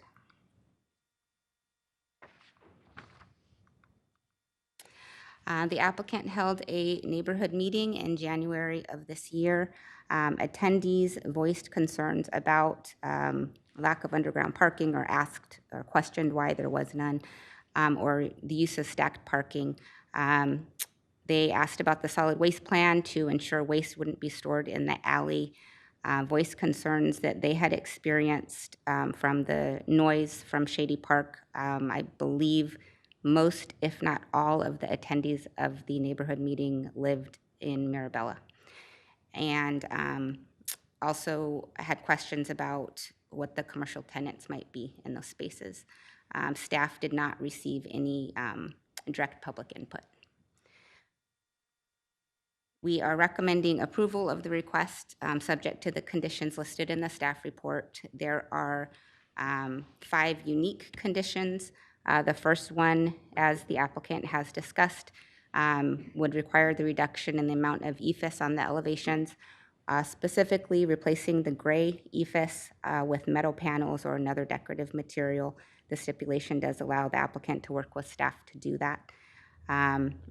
The addition of patios to 2 of the units on each floor of the east elevation, using more decorative metal panels for screening of the transformer yard, ensuring that the street trees along University are planted in the ground. The applicant's plans, they submitted an underground utility plan that did show the minimum 8-foot separation between water lines and tree trunks with the root barrier. We want to ensure if anything happens, if it wasn't measured correctly, et cetera, that the plans will be modified to make sure the trees do go in the ground. And lastly, there is a raised planter on the 8th level on the south elevation, and we just want to ensure that the landscaping is maintained. If they come back to modify that at a later date, they'd have to use similar plant species. That's my presentation, and I'd be happy to answer any questions. Can you move to the previous page? Yes. All right, take us through 19 again, talking about patios. Staff, how do you feel about the notion that there's not much of a view corridor, there's not a whole lot to see on the east side of the building? So I wanted to show this slide, and because this is the right side of this is an image that I sent to the applicant when they had a concern about privacy issues for patios. So I had identified, you can see again, the right side, the two rectangles were possible locations for patios that we do not believe would interfere with privacy for units adjacent to where the patios are. And the applicant and I have discussed this, and while there will be limited opportunities for views, we don't believe that patios are only about views. It's also about providing fresh air, private open space for the residents. So I do understand the concern, but it's nice to be able to go outside without going down to University first. I agree with your concept there. So the idea would be on floors 9 through 25 that these patios would repeat in the exact same location on every floor. So they basically would stack Yes. floor to floor. And so actually on both images, you can see on the west side, the two private patios that are kind of tucked in the corners there. Those also repeat in the west courtyard. So it would be not in the same locations on the east side, but they repeat up and down the building. They're just not as obvious because they're not projected. Not projected out. Yeah. Okay. Yeah. Gotcha. Yeah. All right, thank you. Other questions from the commission? Commissioner Lloyd. Thank you, Mr. Chair. So Karen, I don't know if this is a question for you or the applicant, but if someone could just address ingress, egress off of University and how that might look like at 5 o'clock at night when you've got eastbound traffic trying to take a left to go down that alleyway, and then you've got westbound traffic on University trying to go south on Mill. Just feels like that could really become a stacking and directional problem. So Commissioner Lloyd, I will actually defer to the applicant to discuss circulation, but as we briefly discussed in the study session, the TIS was, as far as vehicular circulation, approved by traffic engineering, but I will go ahead and let the applicant discuss expected circulation routes. Other questions? Vice Chair. Do you have any comment on the interior wall insulation that the applicant brought up? The sound transmission class? Yes. So that is a standard condition of approval that we apply to residential developments in downtown. It's, like I said, it's standard. I did check since most of the residents, again, from Mirabella were the attendees for the neighborhood meeting, that condition was applied to the development from Mirabella directly across the street. We do think it is important. We would prefer to avoid noise complaints. We're aware that it's already an issue, and it will not just be an issue for, Shady Park. There are other live music venues in the downtown area. So we do think it's important, so. Commissioner Schwartz. Yeah, as we look at the parking for tandem, was there any discussions earlier on about lowering the parking requirements versus adding tandem spaces? The applicant did not propose to reduce the required parking from the start, as far as I recall, so no. Thank you very much. One call to the public, one last call. I have no cards before me. Anyone wish to be heard? Seeing none, we'll close the public comment portion of the hearing. I would ask if the applicant could come back and address some of the questions and things that you've heard. Thank you, Mr. Chairman. One other thing, talking about the neighborhood, we don't have it in writing yet, but the Weston has called us and indicated their full support for this design. So I will get something in writing from him moving forward. So they are adjacent property owner. So on the patios, Karen mentioned fresh air and kind of openness to the units. We might be able to look at Juliet balconies instead with doors that open up, allowing that air in, because there really isn't any view to really, call of. And I think Mark can talk about this a little bit better, the architect, but I think the change of the elevation on that with those stacked balconies would really make a significant change to the east elevation on that building that we didn't really anticipate.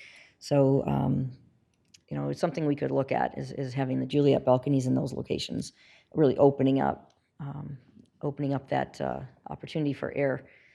We've done it on a few other sites where the police department didn't want balconies because they were on streets. So we've done that before on a couple of projects. So we'd be willing to take a look at that. And then again, in terms of the tandem parking, we're at the CC district standards, which are the lowest standards the city has. So we didn't go below those, and we're only over, I think, by 30 spaces total. So I think the layout of this kind of funky square site really led to more, just a few tandems, which could be leased with the units. And then the STC, we understand that the noise in downtown, I mean, from the city council's call for more entertainment in downtown, more music venues, more excitement in the downtown, to things happening at Shady Park. We understand the exterior noise, which is why we're meeting the exterior STCs per the building code.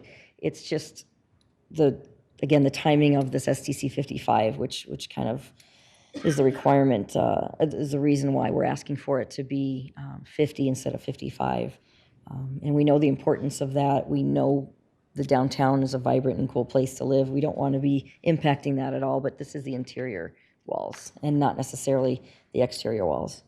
And then to Commissioner Lloyd's question about the ingress from University to Alley, we did talk to CivTech about that. Their analysis shows that the queue storage meets the recommended queue storage on that site. It also has a dedicated middle lane along University for turns to queue into, which is definitely helpful for that. And I think most importantly, the LOS on this intersection of the alley with University, the LOS currently is a B, and it will be a B after construction of this project and towards 2025 and looking towards the future. So if any of you know LOSB, we don't have a lot of LOSB in downtown. That's a pretty good intersection quality, A through D and F. So it's a good quality. I think that's part of the reason that portion of the TIS was approved by transportation staff.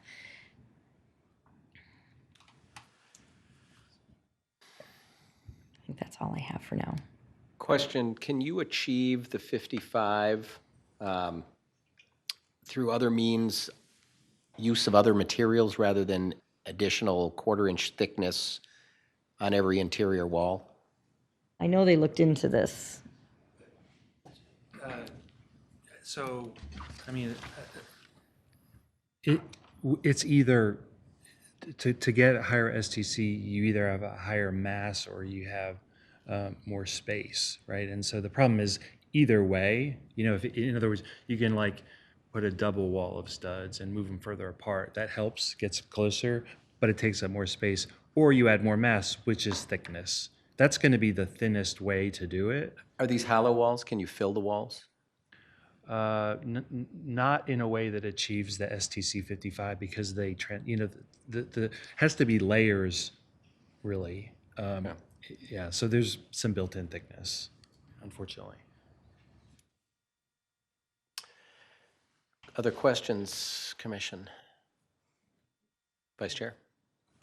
I'm just trying to, you mentioned it a few times about the view to the east. And you also mentioned the proposed or, something in the pipeline for the Salvation Army property.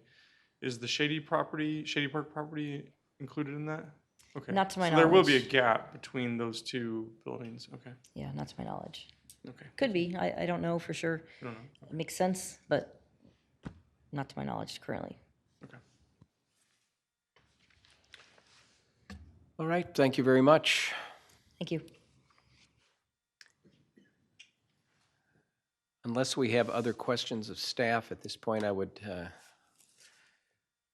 move us to commission discussion.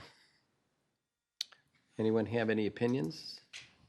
Well, everyone's got probably lots of opinions. Anyone want to share opinions? Commissioner Spears. I don't like this project. I think I said that when we first saw it. It's too big for the footprint. It's too tall, particularly with the proximity to Mill Avenue and the restrictions on height there. And if you remember, I also didn't support the Westin. I think, again, what we're creating in Tempe is concrete jungles, if you will, where we don't need to worry about the screening on the front of the building to provide shade, because there will be no shade with the sun blocking Mirabella. It's effectively what happened to the restaurant across the street from on the high rise in Trix, where no longer had daylight. So I really hate to see this happening in Tempe, and just because you can doesn't mean you should. So I can't support the project. Other comments, opinions, questions? I'll say that we've got three different things before us that we're asked to consider tonight. The PAD, modifying development standards, height, the use permit for the tandem parking, and then the DPR, the development plan review for the actual building itself. I have no issues with 1 and 2, the PAD overlay and the use permit. Where I struggle is still the material. I appreciate that the applicant has made improvements. I love the way that the building plays at the pedestrian level. I think it will be an attractive, pedestrian-friendly building. I like the undulation as you go up the building. They've added plant material, and throughout the height of the building, they've gone to metal panels that wrap the parking garage area. All those things are things I like. I just don't like as much ethos as I see on the building, and it doesn't fit with the applicant's description of their desire to create an iconic building. I think the true description is we've done our best to create an iconic building within the budget constraints that were given to us by our client. And I get that, everybody can't gold plate everything that you build. There are cost considerations, but this is far too important. This is the entry point to Mill Avenue, our downtown district. This is a big deal entry point and a very important project on a very important parcel. So that's where I'm struggling, is just that part of the material that are on the building. So I'm interested in how other people feel about the project. Commissioner Casano. Yes, Mr. Chairman. I tend to go along with Commissioner Spears. 25 stories, the site looks just too small to me to support that. I look at the floor plans, and that's just jamming an awful lot of apartments into a building to perhaps make it much more profitable, obviously. But the one comment I continue to hear, and it's not just South Tempe, I don't live in South Tempe, but it's all over the city, is we're getting too many high buildings throughout the city. And it's just overpowering what we see downtown and what we see. There are people that will never come downtown now because it's just so these buildings are mammoth compared to them. They're right on the street. And I'm really not enamored by this building at all.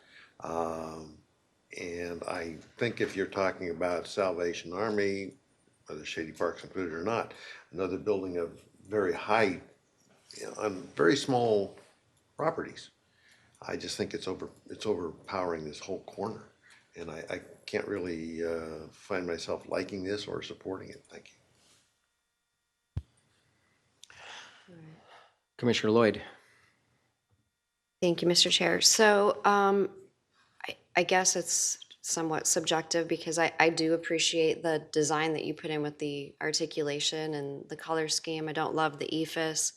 I think the ship has sailed with the concrete jungle, unfortunately. Like, I do think that we have a shortage of units in Tempe, and I do think we have to go dense in certain places. I would rather see it here, closer to Mill Avenue, than maybe in other areas where traffic would be less supported.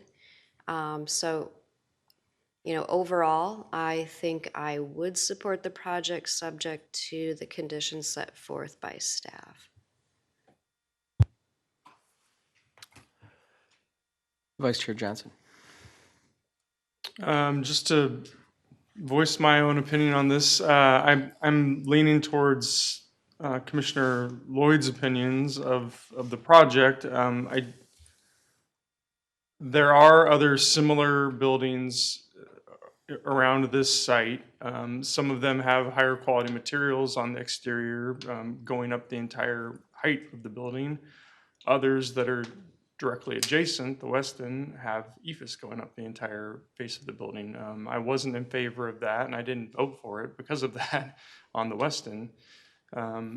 This one is kind of riding those same lines that we saw, I think, in particular with that project.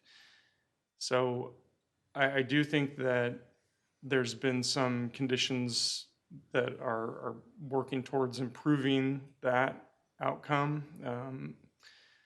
As far as ephes is concerned, the balconies are concerned. I understand the changes that we required with the balconies on the east side, and I forgot to ask, but staff if they would be okay with the Juliet balconies, but I think I would be open to that. But I think if we're going to vote on this, I think we would probably want to keep the conditions as they are, at least to start. So that's where I'm at. Thank you. Vice Chair, I think to the point of the Juliet balconies, I think that the condition of approval just stated that they would add a minimum of 2 per floor of balconies, and I don't think there was a size restriction or request put on that. So if a Juliet balcony is defined as a balcony, I think that's open for discussion with staff to meet that condition as drafted. My preference would be to break this up, to separately move and vote on the DPR, the third item before us. And I would entertain a motion for the PAD overlay and the use permit for tandem parking. If somebody would like to propose something. Vice Chair? My screen is still loading, sorry. I'm almost there. Okay, I move for approval of the PAD 220024 and the use permit ZUP 220075 for project PL 220343. Do we have a second? Second. It's been moved by Vice Chair Johnson, seconded by Commissioner Lloyd. Any discussion? If not, I'll call for a vote. All those in favor signify by raising your hand. Opposed? The motion passes 5-2 with Commissioners Casano and Spears in opposition. That leaves us with one item before us, and that's the development plan review with the conditions of approval as presented and discussed tonight. Does anyone want to? Now the bug's here with me. There we go. Commissioner Lloyd. Not Lloyd. Schwartz. Yes. I would just like to confirm which conditions of approval the applicant is willing to accept and which are they're not willing to accept as we vote on the last item here. Okay. Do you want to bring back that those 2 pages that kind of listed the ones they had highlighted in blue, where they discuss specifically the ones?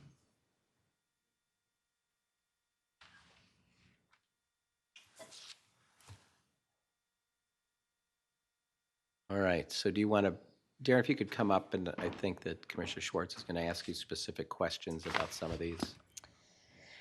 This one. Yep, this one. Number 7 of the DPR conditions, we would prefer to have at 50 for the reasons that we mentioned earlier of the kind of the change in the plans.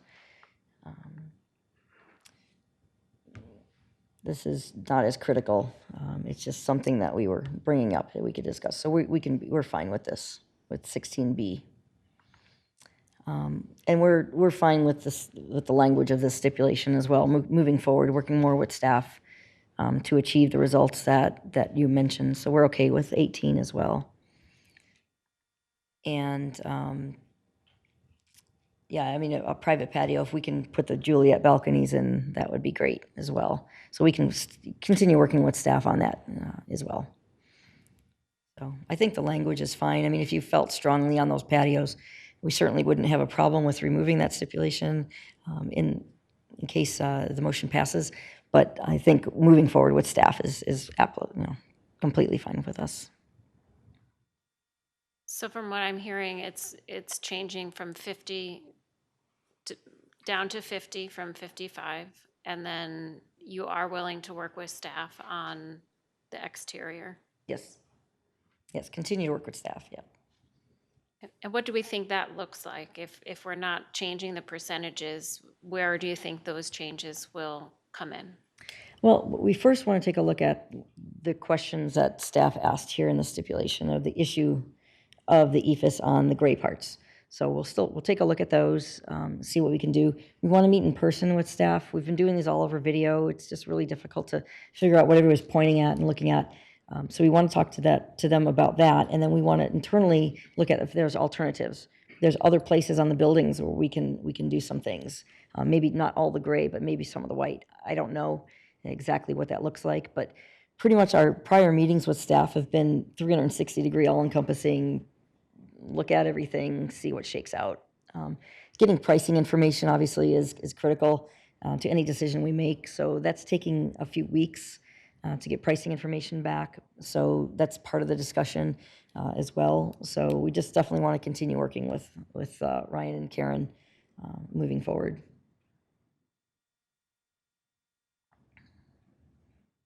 Chair DiDomenico, members of the commission, so this condition was intended to kind of evoke this conversation we're having here tonight is trying to emphasize, our intent was not to try to redesign the building ourselves. Personally, we were hoping that there was an opportunity to introduce other building materials in there. And where we see where the most impactful change in the building is the facades that face or have views from the street front primarily. And so that was where the intent of our focus was. And if there's a better way to address it, we're willing to have the applicant introduce some examples of that. But this just gives you an idea of like what amount or potential percentage amount of changes we wanted to see in the building material. Can you bring up maybe attachment 52? I don't know what page that is on the presentation, but if you can bring that street perspectives, or maybe the one. Do I have it in my presentation as well? Yeah. This one? And, well, the full height building from ground up. That one? Yeah. Yeah, the perspective from in front of the Omni. talk to us about that particular condition to work with staff to reduce EFS. I think is described in the condition, it talks about the gray areas. So for those of us who are colorblind, can you specifically walk what areas are gray? You know, I'm looking at that, and we have the gray metal panels that are already floors 1 through 8. Correct. So we added the gray all around the parking garage. We added the metal panels there that were previously EVIS. We also added metal panels around the windows on the south and I believe north and east elevations. So we during this process, we added that metal to the building. So what staff is asking now in terms of the EFS is the second block down. You can see the 1, 2, 3, 4 blocks. Second block down on the south elevation is gray. So they're looking at that portion. And then if you wrap around to the west, the north building has a gray portion at the top, so block 1, and then block 3 just above the garage on the north building facing west. And then the portion that wraps around from the south to the west, facing west in the middle, so block 2 from the top. That's gray as well. Okay. And then on the eastern elevation, there's a gray block, I believe, that wraps around as well. And I know this isn't something you have, I would assume this is something you've kicked around already. You may not have priced it yet, and so you need to do that. But what kinds of materials might be alternatives in those specific areas that you just described to use? Yeah, I mean, the obvious is to kind of turn the light gray into metal panel, right? I mean, that's simple, and that's kind of that's kind of what the condition says. I think, and I think with Julie, the owner, she's got a spreadsheet, like, she just showed me right before this meeting, just like with her construction people pricing different things. And so to Ryan's point, the scale of that change in my mind is what this condition is about, right? And we would we want to bring some other things to the table.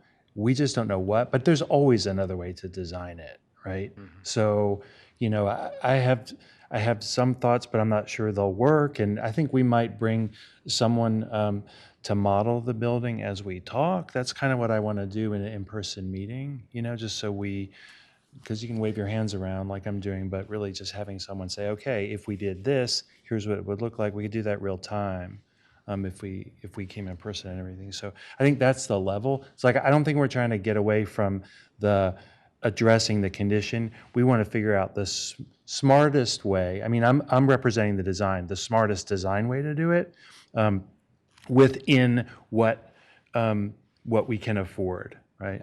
So, because it's always allocation of resources. And you asked me if I could make the whole building limestone. I would. I couldn't. I can't. So what's my next step, right? How do I get that effect? And so there's some creativity because it's not just materials, it's details. In my mind. Sorry to go on and on, but No. we just want to work with staff, basically. I appreciate it. Thank you. Yeah, so we understand from what Ryan just mentioned is that it's not let's do something to those gray areas. It's let's do something to the scale of those gray areas.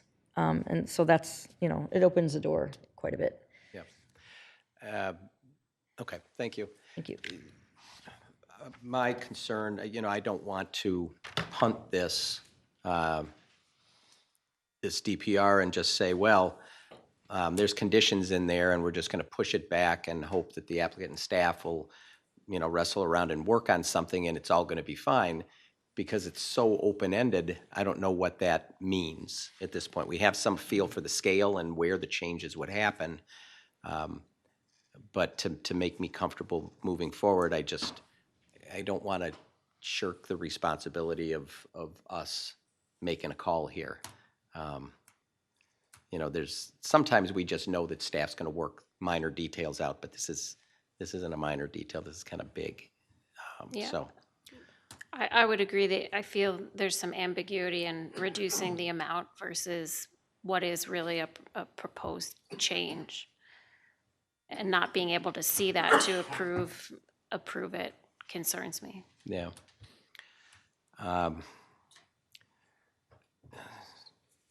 I, I don't know if this is appropriate, but just in discussions right here, I think that we're eager for obviously to move forward, and what we're proposing, right, or what we can do, right, and like I said, this is sort of real time with construction is on University. So the light gray block, that's the second block from the top.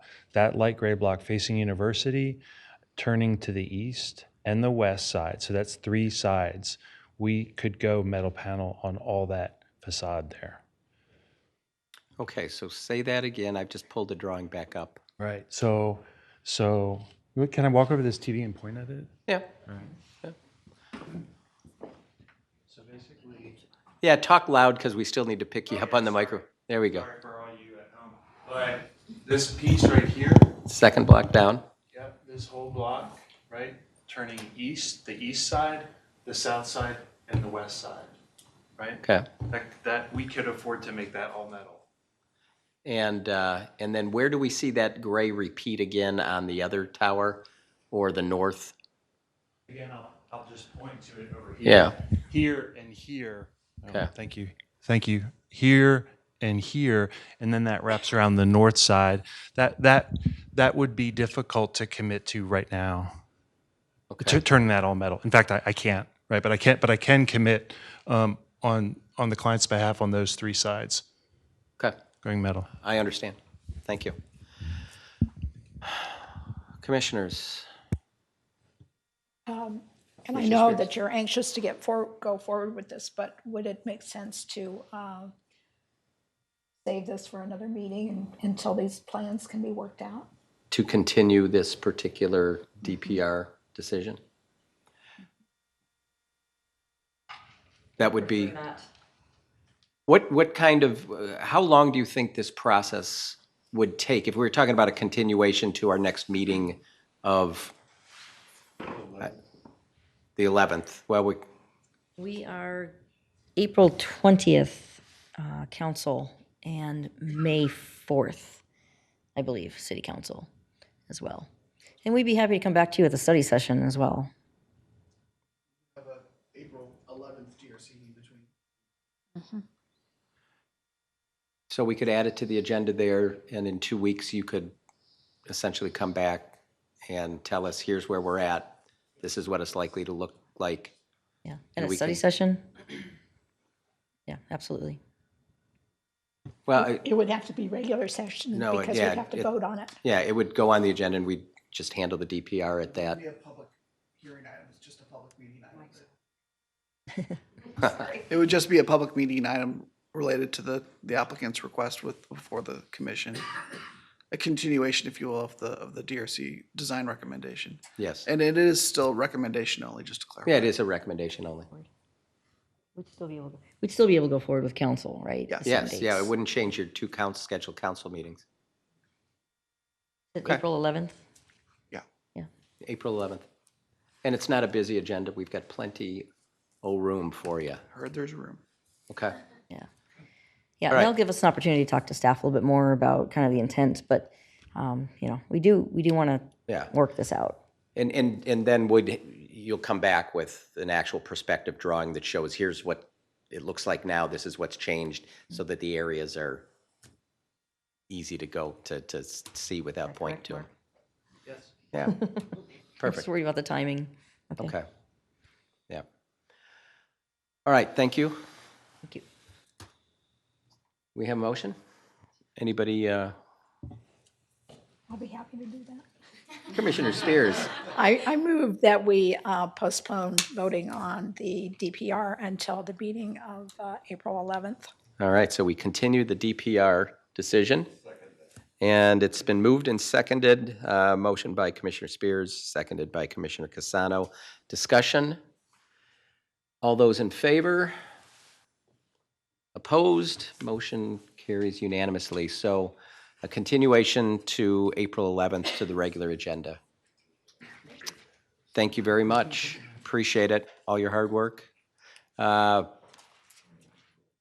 Announcements, other issues, Commission? Ryan, do you have anything for us? No additional announcements other than the next agenda for April 11th. We've got 3 new items. Bonfire Craft Kitchen and Tap House for a live entertainment use permit. Rio 2100 residents for a new 390-unit multifamily development with co-working space at 2132 East Cameron Way. And then we have a zoning map amendment request from R2 to R1 PAD for a new 3-story, single-family residential 8-unit complex for Vidana Tempe at 2447 East University Drive. And it's just to our item continued tonight. All right, wonderful, thank you. Commissioner Spears? Yes. I'd like to make a community announcement. The Kiwanis Club of Tempe will be sponsoring an Easter egg hunt on Saturday, April 8th at 9 a.m. at Kiwanis Park, the entry off of Baseline. And we look forward to seeing as many people out there as we can. It's a great time for the kids. Off of Baseline, or is it the Guadalupe?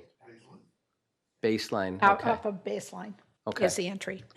Big signs. Okay, not the soccer fields where it used to be years and years ago. Different fields. Different fields. Gotcha. I'm glad you told me, because not only would I find no eggs, but I wouldn't even found the hunt. So I would have been in. Oh, okay.